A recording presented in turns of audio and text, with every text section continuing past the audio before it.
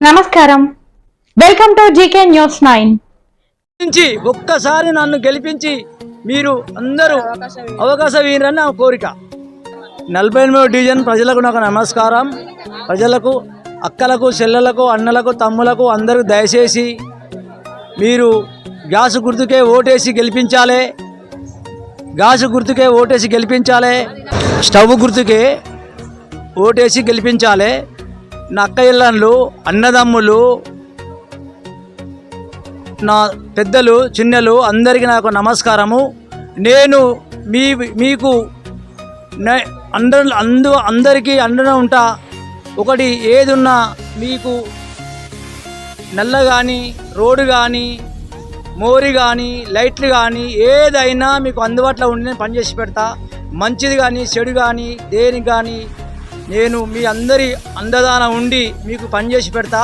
దయచేసి ఒక్కసారి స్టవ్ గుర్తుకు ఓటేసి గెలిపించండి. స్టవ్ గుర్తుకే, స్టవ్ గుర్తుకే, స్టవ్ గుర్తుకే, స్టవ్ గుర్తుకే.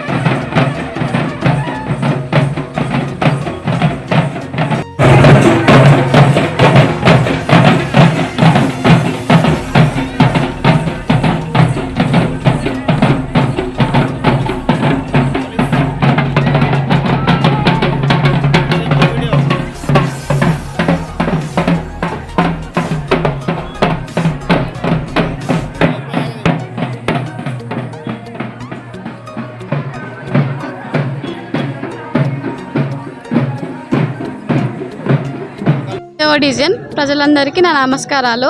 నేను మేకల నర్సరీ వాళ్ళ కోడల్ని మాట్లాడుతున్నాను. ప్రతి ఒక్కరు చదువు రాదు, వీళ్ళకు ఏం చేయరు అంటున్నారు. ఇప్పుడు విద్యార్థులే ఇక్కడ చేస్తున్నారా? ఇక్కడ విద్యార్థులే ఉన్నారా? ఇంకెవరు బతకట్లేరా? సామాన్య చదువు రాని వాళ్ళు ఎవరు బతకట్లేరా? ఎందుకు అలా మాట్లాడుతున్నారు? ప్రతి ఒక్కరు అదే మాట్లాడుతున్నారు. కాంగ్రెస్ వాళ్ళని ఎంతో నమ్మినాడు. నాకు తెలిసినంత వరకు మమ్మల్ని పక్కా పెట్టి పార్టీ అని చెప్పి వాళ్ళకి చాలా చేశారు. కానీ వాళ్ళు మాత్రం ఇలా మోసం చేశారు, వెన్నుపోటు పొడిచారు. సో మీరు అందరూ ప్రజలు ఉన్నారని ధైర్యంతో ఇండిపెండెంట్గా మీ ముందుకు వచ్చాము. సో మీరు అందరూ గెలిపిస్తారని మేము ఆశిస్తున్నాము. మీ చదువు రాదు అని మా మామయ్యని కానీ మా అత్తమ్మని కానీ అనకండి. మేమున్నాము వెనక, చదువు వచ్చు. మాకు చదువు రాని వాళ్ళు బతుకుతున్నారు ఇక్కడ. నాకు అర్థం అవ్వట్లేదు. ప్రతి ఒక్కరు అదే మాట్లాడుతున్నారు. సో మేము ఇండిపెండెంట్గా మీ ముందుకు వచ్చాము. కాంగ్రెస్ వాళ్ళు వచ్చి మళ్ళీ మన దగ్గర ఆ ఇండిపెండెంట్ అయిన నరసయ్య గెలిచారు అని అనిపించాలని మిమ్మల్ని కోరుతున్నాను. ధన్యవాదములు. 48వ డివిజన్ ప్రజలారా, అన్నలాలా, తమ్ముళ్ళాలా, అక్కలాలా, చెల్లెళ్ళాలా అందరికీ నమస్కారం. నేను మీ భూలక్ష్మిని. మీ యొక్క అమోఘ ఓటు వేసి నన్ను, నా స్టవ్ గుర్తుకు వేసి నన్ను గెలిపియండి. దయచేసి మీ అందుబాటులో నేను ఉంటా. నన్ను ఒక్కసారి నాకు ఒక్క అవకాశం ఇవ్వండి. దయచేసి మాట్లాడుతున్నా. అక్కలాల, తమ్ముళ్ళాలా, నా మొగడు వెనుక నేనున్నా. మీ అందుబాటులో మేము ఏదన్నా ఏదింటికైనా మేము ముందుకు వస్తాం. మీ పనులు చేస్తాం. మీ ఏ పని చెప్పినా మేము చేస్తాం. మీ మోరీలు కానీ, మీ పదనులు కానీ, మీ ఇంటి సమస్యలు ఏమున్నా, నల్లలు కానీ, ఏదైనా పంది చచ్చిపోయినా, ఏదైనా కుక్క చచ్చిపోయినా, మా ఇంటికి వాసన వస్తుంది అని అన్నా కానీ నేను వచ్చి తీసేసి నేను మాట్లాడతా. నేను చేయిస్తా, నాతో అవుతుంది. మీకు అందుబాటులో ఉన్నా నేను ఉరికొస్తా. నా భర్త వెనుక నేను ఉన్నా. అందరికీ నా నమస్కారం. నేను మీ అందరిలో ఒక ఓటర్గా మాట్లాడుతున్నాను. మా పెద్దనాన్న పెద్దమ్మ గత ఇది 3వసారి పోటీలో పాల్గొనడం, 2 సార్లు ఓటమి చవి చూచారు. ఈ ఒక్కసారి వాళ్ళ గెలుపు రుచి చూపించండి. మీ అందరికి ఏ పని జరగకపోయినా మా ఇంటికి వచ్చి, ఈరోజు ఇంత 100 మంది మీ ఇంటికి వచ్చి ఓటు అడుగుతున్నారు కదా, ఇదే 100 మంది పని చేయని రోజు వాళ్ళ ఇంటి ముంగట వచ్చి ధర్నా చేద్దాం. నేను మీ ముందు ఉంటా. పని చేయని రోజు మీతో పాటు ఇప్పుడు ఓటు హక్కు కోసం ఎలా అయితే పోరాడుతున్నామో, పని జరగనప్పుడు కూడా మనం అలానే ఒక ఓటర్గా ఇంటి ముందుకు వెళ్ళి ధర్నా చేసి మరి మన పదవి సాధించుకో. మీరు ధర్నా చేసేదాకా కూడా మా పెద్దనాన్న రాడు.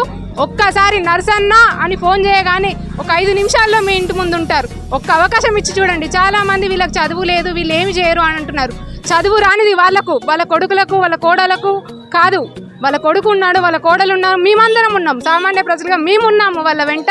మీ ప్రతి ఒక్క పని కూడా మేము జరిపిస్తాము. మీకు ఎటువంటి సమస్య లేకుండా మేము చూసుకుంటాము.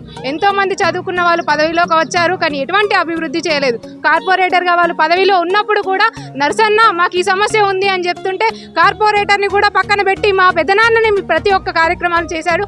రోడ్డు బాగాలేదన్నా చేయించాడు, మోరి బాగాలేదు, మోరి కూలిపోయింది నర్సన్న అంటే ఇంటి ముందు 5 నిమిషాల్లో వచ్చి మోరి రిపేర్ చేయించాడు. పదవి లేకుండానే తను అంత పని చేశాడు. పదవి ఉంటే ఇంకెంత పని చేస్తాడని ఒక్కసారి ఆలోచించి ఓటేయండి. 25-30 సంవత్సరాలుగా ఒక కాంగ్రెస్ పార్టీ కోసం ఎంతో కష్టపడ్డాడు. అటువంటి పార్టీయే తనని పక్కకు చూపింది నువ్వేం చేయలేవని. అలాంటి వ్యక్తికి మేమున్నాము అని మేమందరం ఇంతమంది తరలి వచ్చాము. కాబట్టి ఒక్కసారి తనకు అవకాశం ఇచ్చి చూడండి, ఓటు వేసి గెలిపించండి. తర్వాత అభివృద్ధి సాధిస్తుందా లేదా అనే చూడండి. 5వ నెంబర్లో ఉంటుంది స్టవ్ గుర్తు. మర్చిపోకుండా మీ అమూల్యమైన ఓటుని వేసి గెలిపించండి. ధన్యవాదాలు. 48వ డివిజన్ ప్రజలారా, నా యొక్క నమస్కారాలు. నేను 48వ డివిజన్లో ఒక ఓటర్ని. మేకల నరసయ్య, భూలక్ష్మి వాళ్ళకి మేము ఇంటింటి ప్రచారంలో కాంగ్రెస్ పార్టీ ఏం చేసిందంటే మీకు టికెట్ ఇస్తున్నా అని వాళ్ళను టైంకి వచ్చిన తర్వాత హ్యాండ్ ఇచ్చింది.